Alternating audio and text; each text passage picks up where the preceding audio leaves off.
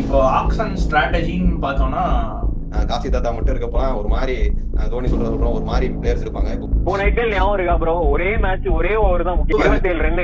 சிராஜ் போனப்ப கொஞ்சம் பயமா தான் இருந்துச்சு. இப்ப சாம் கரன் பிளேயிங் லெவல் எடுத்தா நீங்க ஒரு எக்ஸ்ட்ரா ஒரு பேட்டர் ஆடலாம், கலீல் இல்லைன்னா கம்போது ஆடலாமே. முக்கியமா என்னோட பாயிண்ட் ஆஃப் வியூல நான் ஏன் முக்கியமா வேணும்னு சொல்லுவேன்னா கேட்ச் பிடிக்கணும்.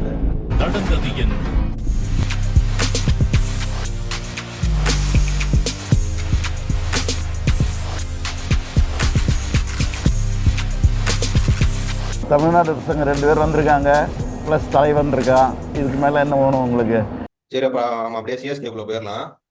எனக்கு தெரிஞ்சு செம ஆக்ஷன் ஸ்ட்ராட்டஜி. அவங்க எப்பவுமே காலங்காலமா எடுக்கிறது தான். அதே பிளேயர்ஸ் திரும்ப அவங்களுக்கு பழக்கப்பட்ட பிளேயர்ஸ் மட்டும் தான் அவங்க எடுப்பாங்க. அதே தான் திரும்ப எடுத்திருக்காங்க. அவங்களுக்கு ஃபெமிலியரான பிளேசஸ் தான்.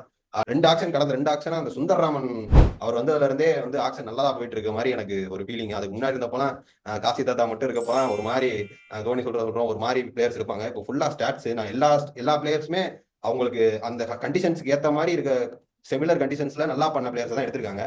கரெக்ட் தான். சுந்தரராமன் வந்ததுல இருந்து அவர் கொஞ்சம் ஆப்ஷன்ல கொஞ்சம் ஸ்பெஷலிஸ்ட்.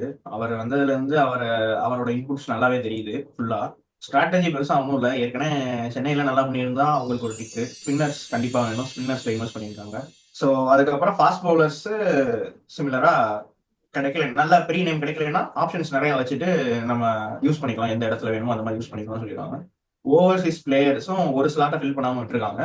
7 ஓவர்சீஸ் பிளேயர்ஸ் தான், 8 எடுக்கல. அதுவும் இதுக்கு முன்னாடி இந்த மாதிரி நடந்ததுன்னு நினைக்கிறேன் சிஎஸ்கேல. பட் 25 ஸ்லாட்ஸ் கம்ப்ளீட் பண்ணியிருக்காங்க. ஒரு இந்தியன் எக்ஸ்ட்ரா கூட 25 ஸ்லாட்ஸ் கம்ப்ளீட் பண்ணியிருக்காங்க. அண்ட் அவங்களோட ஓவர்சீஸ் பிக்ஸும் எல்லா பிக்ஸுமே ரொம்ப டீசென்ட் பிக்ஸ். எதுவுமே ரொம்ப சொதப்படுறது சும்மா எடுக்கணுமே எடுத்தோம் அந்த மாதிரி எதையுமே சொல்ல முடியாது. ஓவர்சீஸ் பிக்ஸ்ல எல்லாமே சூப்பரா பண்ணியிருக்காங்க. இப்போ ஆக்ஷன் ஸ்ட்ராட்டஜின்னு பார்த்தோம்னா அவங்க இனிஷியலா அவங்க ஒரு சீமருக்கு ட்ரை பண்ணாங்க, இந்தியன் பிரைம் சீமருக்கு ட்ரை பண்ணாங்க. மோரோவர் ஃபர்ஸ்ட் இந்த ஆக்ஷன்ல பில்டிங் ஸ்டார்ட் பண்ணதே சிஎஸ்கே தான். அர்ஷதீப்க்கு ஃபர்ஸ்ட் பிட்டே ஆகும். அர்ஷதீப்புக்கு கீழே இருப்பாங்கன்னு தெரியும், ஷமிக்கு போவாங்கன்னு தெரியும்.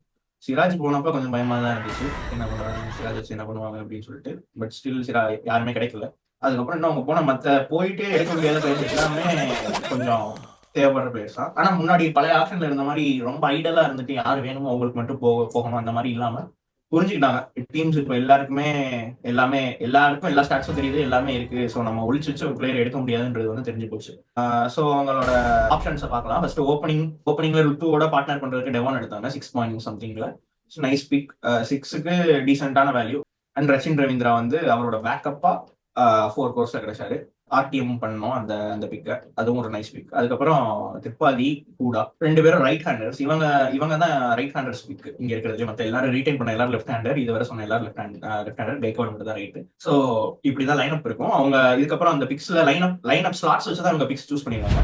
இந்த ஸ்லாட்டுக்கு இந்த 2 பேரு இங்க இவங்க 2 பேருக்கு பேக்கப்பா விஜய் சங்கர் வச்சிருக்காங்க. விஜய் சங்கர் ஒரு ஓகே டீசென்டான ஆப்ஷன், ஓகேஷ் ஆப்ஷன். இல்ல நம்ம 11 பார்த்துடலாம். 11 அப்படியே ஆர்கனைஸ் பண்ணோம்னா ஓப்பனிங் ருத்து கான்வே ஒரு ஆளு. ருத்து கான்வே ஓப்பனிங். 1 டவுன்ல திரிபாதி. 1 டவுன் திரிபாதி தான் ஆடுவாரு. 2 டவுன்ல ரச்சின் ரவீந்திராவது சாம்கரனாவது கண்டிஷனுக்கு ஏற்ற மாதிரி மாத்தி ஆடுவாங்கன்னு நினைக்கிறேன். மாட்டாங்கன்னு தான் நான் நினைக்கிறேன். ஏன்னா ரச்சின் கைண்ட் நிறைய பேர் இருக்காங்க. ரச்சின் 4 டவுன்ல ஆட வைக்கிறதுல பெருசா யூஸ் இருக்கிற மாதிரி எனக்கு தெரியல. போன தடவை கடைசி மேட்ச் அப்படிதான் ஆடினாரு ரச்சின். இல்லைன்னா 4 crores அவங்க போய் சாம்கரன் உங்களுக்கு அவங்க இனிஷியல் பிளான்ல ரச்சின் தான் நம்பர் 4. சாம்கரன் கிடைக்கவே மாட்டாங்க. அவங்களுக்கு எதிர்பார்த்துக்கவே மாட்டாங்க சாம்கரன் 2.4ல கிடப்பாரு. ஜஸ்ட் போய் பார்ப்போம், ஒரு 4-5 கோடி போய் பார்ப்போம். கிடைச்சா நம்ம கண்டிஷன்ஸ்க்கு ஏற்ற மாதிரி மாத்தி எழுதிக்கணும். சாம் தான் ஆடுவாரு, இல்லைன்னா ஜேமி ஓவர்டன் தான் ஆடுவாரு. சின் விளையாடுறது ஆனா கண்டிப்பா கொஞ்சம் கஷ்டம் தான். எனக்கு தெரிஞ்சு இந்தியன்ஸ் 2 பேரும் கூட ஆடிட்டு எனக்கு ஓவர்சீஸ்ல இன்னொரு என்னோட ஒப்பீனியன் கேட்டேன்னா ஓவர்சீஸ்ல இன்னொரு ஃபாஸ்ட் பவுலர் கூட ஆடலாம். Jamie or Sam Curran. கலீல் அகமதோட ஒரு எல்லிஸ் பத்திரானா ஏற்கனவே சீல்டு அந்த ஸ்பாட். அன்சுல் கம்போஜ் மட்டும் ஆடிட்டு இன்னொரு ஆல்ரவுண்டர் ஆடலாம். ஜேமி ஓவர்டன் எவ்வளவு பேர் பாத்துருக்காங்கன்னு தெரியல. செம பிக்கு, செம்ம ஸ்லோயர் ஒன்ஸ் வச்சிருக்காரு, செம்ம ஹிட்டரும் கூட. அந்த பினிஷிங் லெவல் அவர்கிட்ட பயங்கரமா இருக்கு. அவர் ஒரு பயங்கர பினிஷரா பாக்குறாங்க. 100 கண்டிப்பா ஆடுவாரு. அவங்க 100 பேர் இருக்காரு. 100 கண்டிப்பா ஆடும். 100 ஆடி ஆகணும், பத்திரனா ஆடி ஆகணும், இது கான்வே ஆடி ஆகணும். 3 ஆயிடுச்சு. இன்னும் ஒரே ஒரு பேசர் தான். சாம்கரன் அண்ட் ஜேமி ஆட முடியாது. சாம் தான் யூசுவலா ஆடுவார். அப்போ சாம் எனக்கு என்னமோ நான் நினைக்கிறேன்னா ரச்சின் ரவீந்திரா தான் ஆடுவார் நான் நினைக்கிறேன். ஏன்னா ஸ்பின் எதிராக அவர் ஆடுறது அதுதான் இப்போதைக்கு ஹைலைட். அவங்களுக்கு ஆர்சிபியோட கூட அந்த மாதிரி தான் ஸ்பின்னை நல்லா அட்டாக் பண்ணி ஆடுறாரு. நம்பர் 4ல உங்களுக்கு செம்ம ஃபிட்டா இருப்பாரு நினைக்கிறேன். பட் இப்போ அதே இடத்துல ஒரு சாம் கரனாயோ இல்ல வேற ஏதோ ஒரு ஓவர்சீஸ் ஹிட்டர் ஜேமியோ பார்த்தோம்னா அவங்க ஹிட்டிங் ஆப்ஷன்ஸ் இருக்கு. அது அவ்வளவுதான், வேற எதுவும் இல்லை. ஜேமி வந்து இந்தியாவில் டெஸ்டட் கிடையாது. சாம் ஆக்சுவலி ப்ரூவன் டெஸ்டட் தான். அவர் எந்த பால் போட்டாலும் சும்மா சுத்தாத முடியும், என்னால சும்மா போயிட்டு வராத முடியும் அப்படின்ற மாதிரி ஹிட் பண்ணுவாப்ல. இந்த ஒரே ஒரு எனக்கு ஃபர்ஸ்ட் சிஎஸ்கே திருப்பி ஸ்பின் டாமினண்டா அவங்க பிக்ஸ் பண்றப்போ எனக்கு கொஞ்சம் கன்சர்ன் இருந்தது. ஏன்னா போன 2 சீசனா சென்னை வந்து வேற மாதிரி மாத்திட்டாங்க. So red soil pitches invest பண்ணிட்டு கொஞ்சம் ஸ்விங் பவுன்ஸ் எல்லாம் இருந்தது. இவர் போன 2 சீசன் சொல்றதை விட போன சீசன்ல பயங்கரமா ஸ்விங் அண்ட் பவுன்ஸ் இருந்தது. ஆனா அப்படி இருக்கிற பிச்சர்ஸ்ல வந்துட்டு திருப்பி ஸ்பின் டாமினண்டா திருப்பி பிளாக் சாயில் பிச்சர்ஸ் கொடுக்க போறாங்களா அப்படின்றது. ஏன்னா இப்ப சென்னையில 2 சாயில் பிச்சர்ஸ்மே இருக்கு, பிளாக் சாயிலும் இருக்கு, ரெட் சாயில் பிச்சர்ஸும் இருக்கு. இந்த எடுத்த ஸ்பின்னர்ஸ் வந்துட்டு வந்து எல்லா சாயிலுமே நல்லா போடுற மாதிரி அமைஞ்சிருக்காங்க. அதனாலதான் நான் வந்து சொல்றேன், அவங்க எப்படி வேணா வச்சுக்கலாம். 100 என்ன விக்கெட் 2 பேருமே வந்துட்டு அவங்க ரெட் சாயிலையும் சூப்பரா போடுறாங்க. ஏன்னா நல்லா தான் போடுவாங்க. அதான் 2008ல இந்த ரெட் சாயில் பிச்சர்ஸ் இருந்தப்போ அஸ்வின் ப்ரூவ் பண்ணியிருக்காரு. 2008 அந்த டைம்ஸ்ல 100 வந்து சொல்லவே தேவையில்ல. அவரு கன்ஃபார்ம் 14 மேட்சஸ் விளையாட தான் போறாரு. சோ இப்படிதான் போக போகுது இந்த லைன் அப்.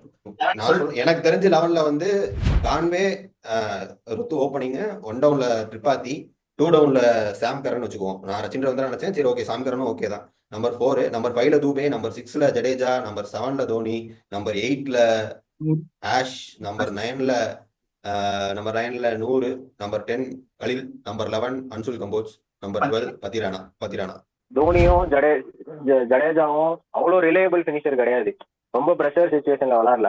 ஸோ இன்னும் ஒரு பேட்ஸ்மேன் மேபி மேக்ஸ்வெல் மாதிரியோ யாரோ, அஸ்வின் எடுத்தனால அவன் மேக்ஸ்வெல் போல மேபி ஒரு ரைட் ஹேண்டரா கூட இருக்கலாம், இருந்தா பெட்டர் ப்ரோ. ரைட் ஹேண்டர் நிறைய ஆப்ஷன் இருந்தாங்க, யாராவது ஒரு ஆள் எடுத்திருக்கலாம்னு எனக்கு ஏதோ ஒரு தோணுது ப்ரோ.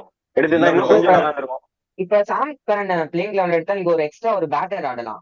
இப்ப பிளேயிங் லெவல் 5 பவுலர் இருக்காங்க. நூர் அகமது, கலீல் இல்லைன்னா கம்போது ஆடலாமே. ஏன்னா சாம் கரன் உங்களுக்கு ரெண்டு ஓவர் கொடுப்பாரு. நீங்க பிளஸ் பத்திரனாவும் இருக்கு உங்களுக்கு இம்பாக்ட் பிளேயரா.